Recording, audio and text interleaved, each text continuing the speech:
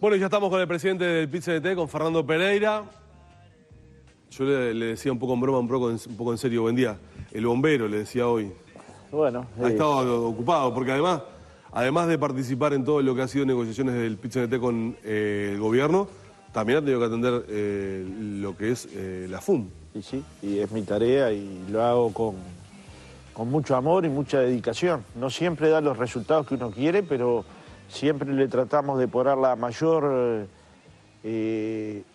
cantidad de tiempo y al mismo tiempo la mayor cantidad de propuestas e ideas para tratar de que cada una de las situaciones conflictivas que se dan puedan salir de la mejor manera, ¿no? Hay mucho para conversar. No nos va a dar el tiempo, evidentemente, de todo lo que yo quiero tocar con usted, pero plantearía dos escenarios. Por un lado, lo que tiene que ver con la esencialidad en sí mismo y cómo se ha reaccionado frente a ello, entre otras cosas el paro, y por otro lado las negociaciones. Lo que le quiero preguntar hoy, se reúne el Consejo Superior del Sector Público.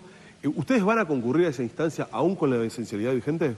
Bueno, parte de la base de que de los conflictos solo se sale negociando. O sea que van allí. Y si parto de esa base, parto de la base que soy partidario de ir a ese ámbito o a cualquier otro que se nos convoque. Y siempre, en cada ámbito que se nos convoque, mientras esté la esencialidad colocada, el primer punto de nuestra demanda en la negociación tiene que ser que se levante una esencialidad que a todas luces es ilegal, anticonstitucional, violatoria del derecho internacional, de las normas internacionales del trabajo y claramente violatoria del derecho de huelga. No se trata de limitar una tarea de trabajadores para tal o cual sector de la educación. Se le prohíbe por 30 días la huelga a todos los trabajadores de la educación.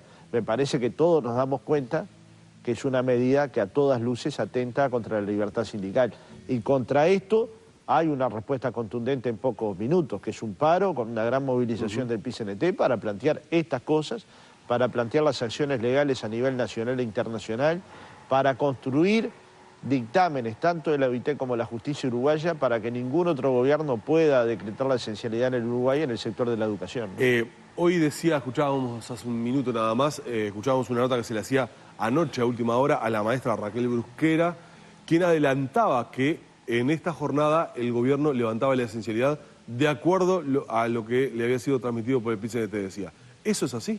Bueno, yo no sé quién lo transmitió. Yo la conversación que he tenido con Murro es levantar las medidas simultáneamente, es decir, el gobierno levanta la esencialidad, los sindicatos levantarían sus medidas y en el mismo momento se instalaría un ámbito para seguir negociando el convenio de la educación. Esta cuestión fue sugerida por el PIT-CNT como base para que lo discutieran los sindicatos. Obviamente algunos sindicatos han rechazado esta posibilidad, pero aún cuando pase esto, el PIT-CNT tiene como tarea central y principal seguir construyendo puentes, porque del conflicto más duro, de las tensiones más duras, de los problemas más duros, se sale negociando. Ahora, a veces las intervenciones de los actores políticos ayudan poco, como usted se imaginará, cuando estás discutiendo... ¿Ayudó poco, por ejemplo, la aparición de Sendik ayer, allí en la escalinata del Palacio Legislativo? No, eso yo no lo sé, no me quiero colocar en comentarista. Ayuda poco colocar un balde de nafta, como lo denominó Marcelo Abdala, arriba de unas brasas, ¿no? Eso ayuda poco. Eso es la esencialidad. Y claro, ayuda poco no decirle a la gente realmente lo que se firmó. Se firmó un acta para que los sindicatos discutieran el contenido de la misma y la aprobaran o no. Anoche la ministra de Educación y Cultura volvió a repetir que había un acuerdo el viernes. Bueno, yo le digo que es mentira. O sea, sí, le digo que es mentira porque estoy dispuesto a que me sometan a cualquier estrado del tipo que sea. Nosotros firmamos un acta que dice con claridad, ni siquiera dice preacuerdo, dice acta de la última reunión del Consejo de la Educación. ¿Quiénes la suscribimos y cómo se va a resolver? Dice, se va a resolver en cada una de las asambleas. Claro. Ahora, los sindicatos somos nacionales, no son las asambleas montevideanas, por importantes que estas sean, las que están resolviendo. Se estaba resolviendo en todo el país. Cuando se dice se rechazó, también hay una segunda falsedad. La Federación de Magisterio lo iba a tratar este sábado. Usted dice que los tiempos sindicales no son los tiempos del gobierno. Y es obvio, porque en los sindicatos no hay monarcas. Hay dirigentes sindicales que consultan con la gente si están de acuerdo o no con lo que los sindicatos o con lo que los dirigentes sindicales llegaron al acuerdo. Justamente el senador Agassi, que es un senador de peso, cuestionó la representatividad que han tenido la dirigencia sindical que ha estado en esas reuniones, en tanto... preacordaban algo y luego no se ratificaba a nivel de los sindicatos. Bueno, parto de la base que es buena, es una buena persona, pero que del tema conoce poco. Porque con mucho respeto le digo que se había firmado un acta para ser considerada en los sindicatos, las filiales lo estaban discutiendo, se iba a resolver el sábado y el lunes nos aplican esencialidad. Y entre la libertad y 300 pesos, yo defiendo la libertad. Pero ustedes hablaron con Vázquez, ¿no le explicaron esto? Sí, claro que le ¿Y explicamos. qué dijo Vázquez cuando le dijeron esto? Bueno, que iba a intentar habilitar todos los ámbitos de diálogo y que de hecho ni bien se levantaran las medidas estaba dispuesto a que siguiera el diálogo. Pero ¿Ha estado intransigente el presidente? Bueno, el presidente ha tomado una posición desacertada. A mí me ha provocado mucha decepción y dolor su decisión y también la decisión del gabinete, pero yo no puedo operar con mi estado de ánimo, tengo que operar con mi cabeza y mi cabeza hasta ahora tiene que estar más fría que nunca, porque lo que tengo que recomendar a los trabajadores es lo que finalmente es el destino de un sector que ocupa 50.000 trabajadores uruguayos y que tienen ni más ni menos en sus manos a la educación de los niños. Pero se vive diciendo cosas inexactas. Por ejemplo, yo soy de los que he defendido el convenio. Cuando dicen, los dirigentes firman un convenio y no lo defiendan. No solo lo defendí, lo escribí, el informe, lo firmé, se lo mandé a todas las filiales de maestros y lo voy a defender en la asamblea cuando se haga.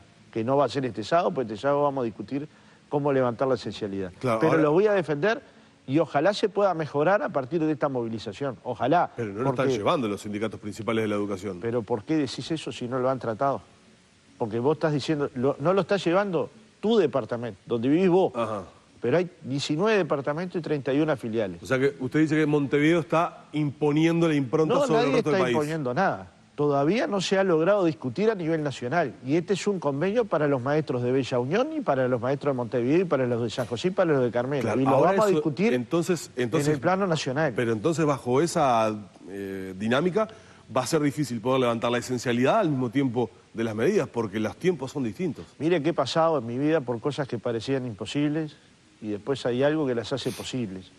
Y lo que las hace posibles es el trabajo, la dedicación y la búsqueda de fórmulas. Si esta no funciona, yo no puedo decretar que no soy representativo e irme para mi casa porque esto sería lo más fácil del mundo. A mí no me costaría nada.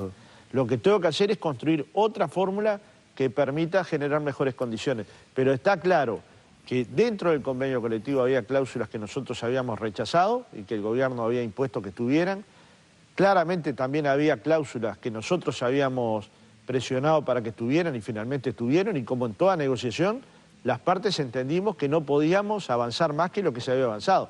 Pero no es que se resuelva el salario de los trabajadores. Ayer Marita Muñoz decía que el sueldo iba a aumentar 2.700 pesos. Eso le iba a preguntar, porque dice que es inexacto lo que están diciendo ustedes, que el aumento para un maestro grado 1 es de 700 pesos, que decir eso es inexacto.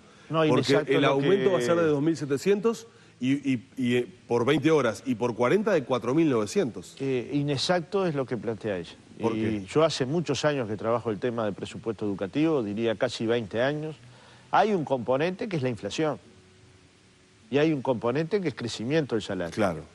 El componente de inflación va a estar en el entorno de 2.000 pesos, ¿verdad? Un 10%, cerca de un 10%.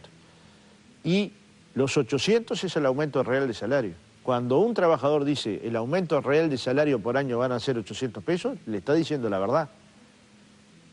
El aumento general van a ser 2.700, porque es la suma de la inflación, es decir, lo que perdió el poder de compra de tu salario más el aumento real. Esto hay que decirle a la gente, Claro, la verdad. Están hablando en idioma distinto, entonces, porque No, mientras ustedes hablan de... yo estoy diciendo la verdad. Pero claro, pero digo, mientras ustedes hablan de crecimiento del salario real, el gobierno habla de todo el componente IPC más salario real. Claro. Están midiendo cosas distintas. Y claro, pero el gobierno sabe cómo medir aumento de salario real.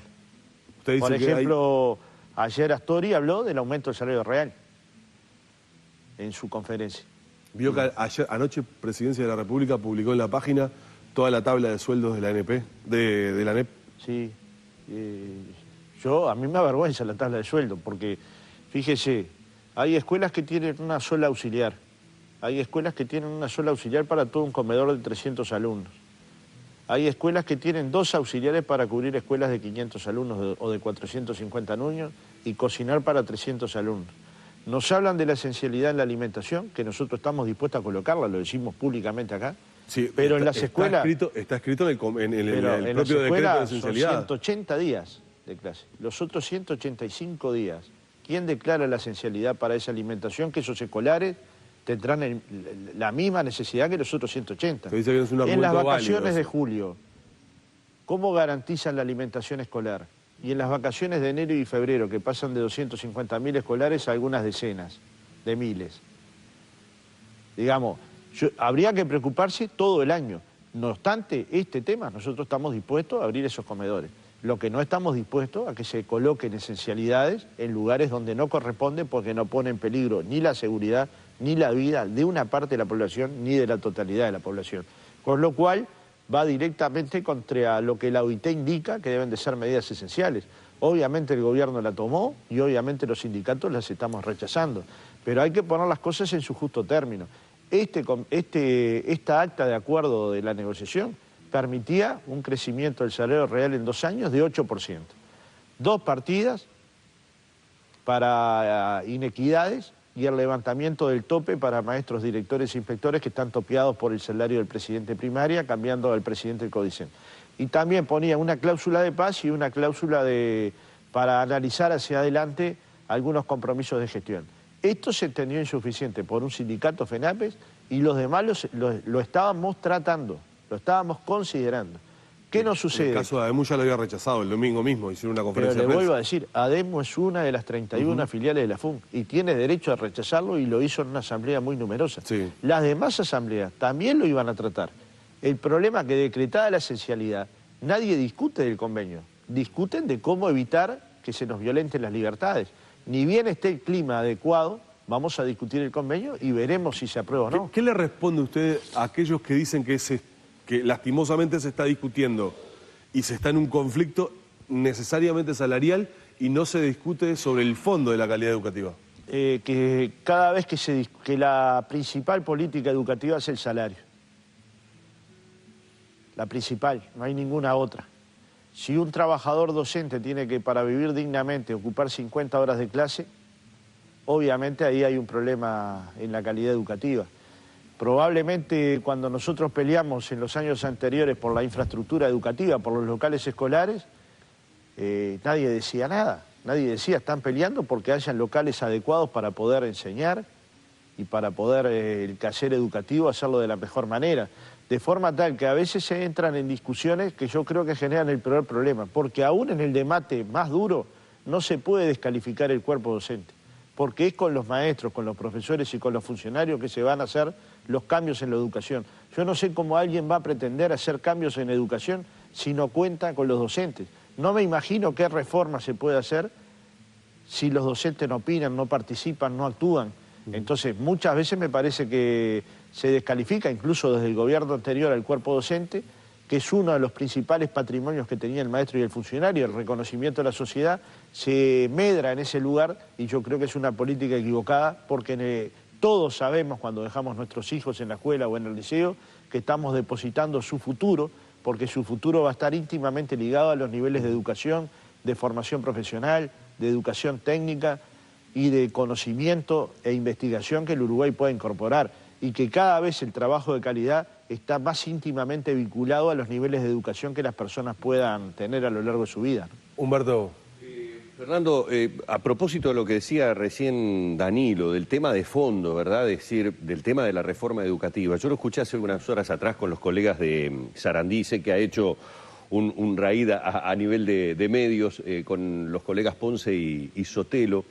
Y allí usted dejó entrever, y por eso quiero que me lo aclare bien, porque en la conversación no me quedó clara, dejó entrever como que esto podría llegar a ser una maniobra de debilitamiento de los sindicatos.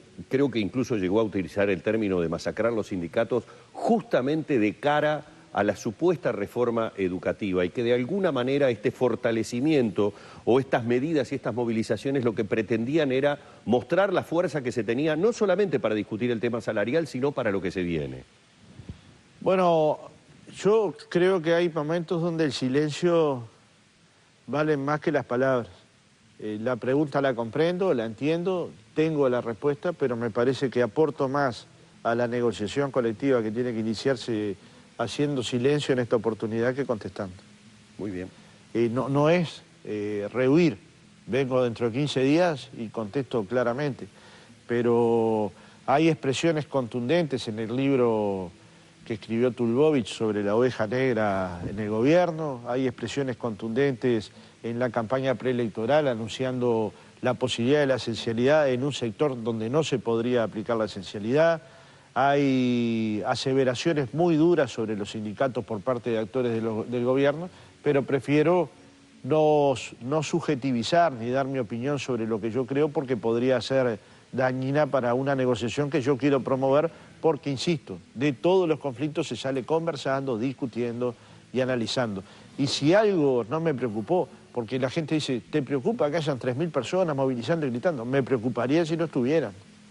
Si a la gente le aplicaran la esencialidad y la tomara como un acto de la realidad, aunque le hayan violentado la libertad y sus derechos, eso me preocuparía enormemente. Tengo que cerrar, me están pidiendo desde la producción cerrada. No le hagas caso. Tengo que hacerle en ping-pong, ¿sí o no? ¿Presentan la inconstitucionalidad, sí o no? Lo estamos analizando, es una posibilidad cierta. ¿Presentan la denuncia ante la OIT? Sin duda, están trabajando todos los abogados del PCTT con el Departamento Internacional. Si es necesario vamos a concurrir a la sede de la OIT en Ginebra.